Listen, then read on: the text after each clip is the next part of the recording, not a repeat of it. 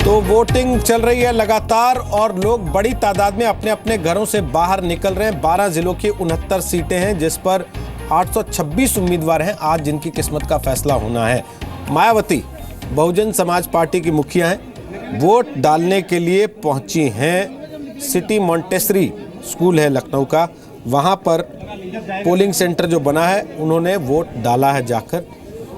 और उसके बाद आप देख सकते हैं कि कड़ी सुरक्षा के घेरे के बीच मायावती वोट डालने के लिए पहुंची। कई बड़े नेता वोट डालने के लिए पहुंचे हैं। आज रीता बहुगुणा जोशी ने वोट डाल दिया है, सुधांशु त्रिवेदी ने वोट डाल दिया है और केंद्रीय गृह मंत्री राजनाथ सिंह का वोट भी आज होगा लखनऊ में। इसके अलावा आपको बता दें नितिन अग्रवाल ने वोट डाला और तमाम उम्मीदवार और पार्टियों के नेता जो पहुंच रहे हैं वोट डालने के लिए वो अपनी जीत के दावे कर ही रहे हैं।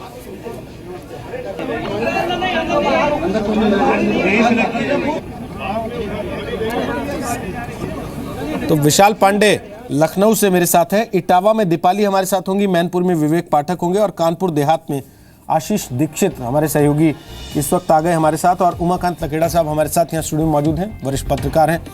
और रामदत्त त्रिपाठी हमारे साथ मौजूद हैं लखनऊ से, वो भी वरिष्ठ पत्रकार हैं।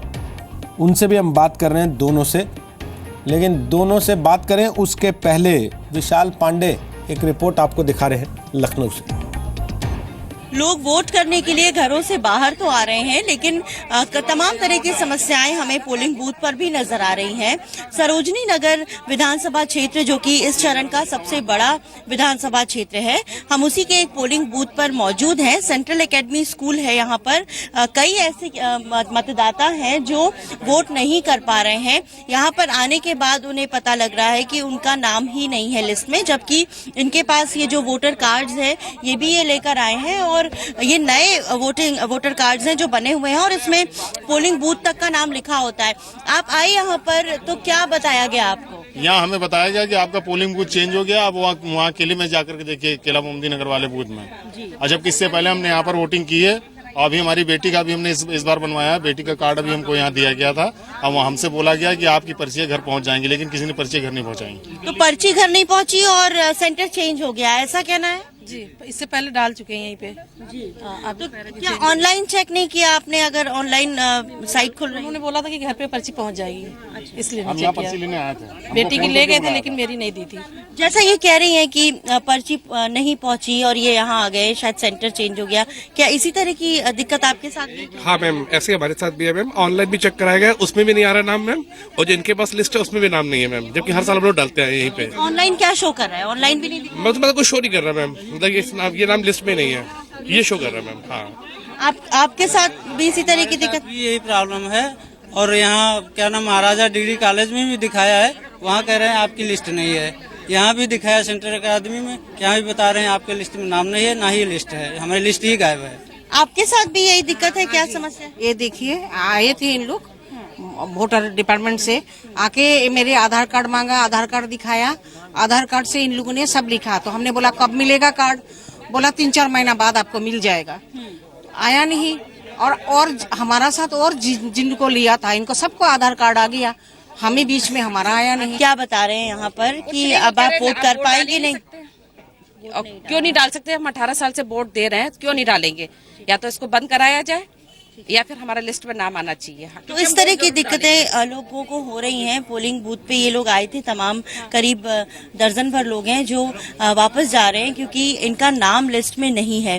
कुछ लोगों को ये शंका थी कि शायद उनके घर पर पर्चियां पहुंच जाएंगी, नहीं पहुंची और वो जब सीधे यहाँ पर आए हैं तो वो वोट नहीं डाल पा रहे हैं। तो इस तरह की दिक्कतें हैं जो निर्वाचन आयोग को दूर करनी होंगी।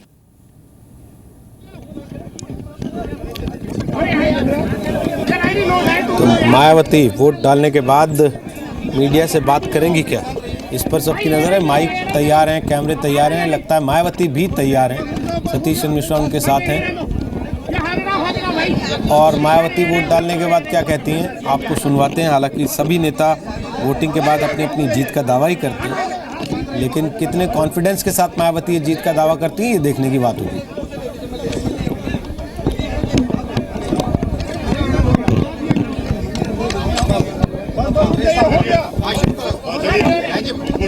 आज आपने अपना वोट डाला, कितना भरोसा है आपको बीएसपी की जीत का? उत्तर प्रदेश में बीएसपी की जीत का कितना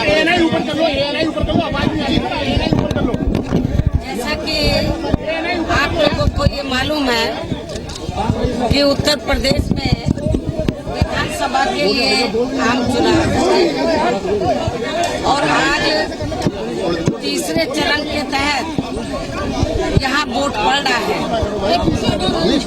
और आज मतदान के दिन जो तीसरे चरण के तहत वोट पड़ा है, तो मैं सबसे पहले आज वोटिंग के दिन इस तीसरे चरण से जुड़े सभी मतदाताओं से ये अपील करती हूँ कि वे वोट डालने के लिए अपने अपने पोलिंग बूथों पर जरूर जाएं और अपना वोट जरूर डालें। इसके साथ ही यहाँ मैं ये भी कहना चाहती हूँ कि आज तीसरे चरण का वोट पड़ा है, 2 चरण के वोट पड़ चुके हैं और 2 चरण के जो वोट पड़े हैं तो उसके आधार पर मैं ये कह सकती हूँ कि तीसरे चरण में भी बहुजन समाज पार्टी वोट के मामले में उन सभी चरणों में बहुजन समाज पार्टी नंबर 1 पर रहेगी और बहुजन समाज पार्टी की अकेले ही अपने बलबूते पर सरकार बनने के लिए जा रही है और कम से कम 300 के करीब सीटें बहुजन समाज पार्टी जीतने के लिए जा रही है। और ये बात मैं इसलिए कह रही हूँ, कोई सपा कांग्रेस बीजेपी की तरह हवाई नहीं, बल्कि जो अभी तक वोट पड़ा है उसके आधार पर जो मेरी चुनावी जनसभाएं हो रही हैं, जिस तरीके से भीड़ उमड़ रही है मुझे सुनने के लिए, तो उसके आधार पर मैं आपको कह रही हूँ कि उत्तर प्रदेश में बीएसपी की अकेले ही अपनी सरकार बनने के लिए जा रही है और इस चुनाव में बीएसपी 300 के करीब सीटें जीतने के लिए जा रही है, क्योंकि उत्तर प्रदेश की जो जनता है तो वो बदलाव चाहती है। उत्तर प्रदेश की जनता यहाँ पर समाजवादी पार्टी का जो गुंडा राज है, जंगल राज है, उससे वो तंग आ चुकी है। यहाँ पर अमन चैन तो सुना आपने मायावती को, 300 से ज्यादा सीट आएंगी, मायावती कह रही 300 से ज्यादा सीट आएंगी, राम गोपाल यादव कह रहे थे। और थोड़ी देर में किसी बीजेपी नेता को सुनिएगा तो वो भी कहेंगे 300 से ज़्यादा सीट आएंगी। 300 से नीचे का आंकड़ा लेके चलने को तैयार नहीं है, लगता है लखेड़ा जी।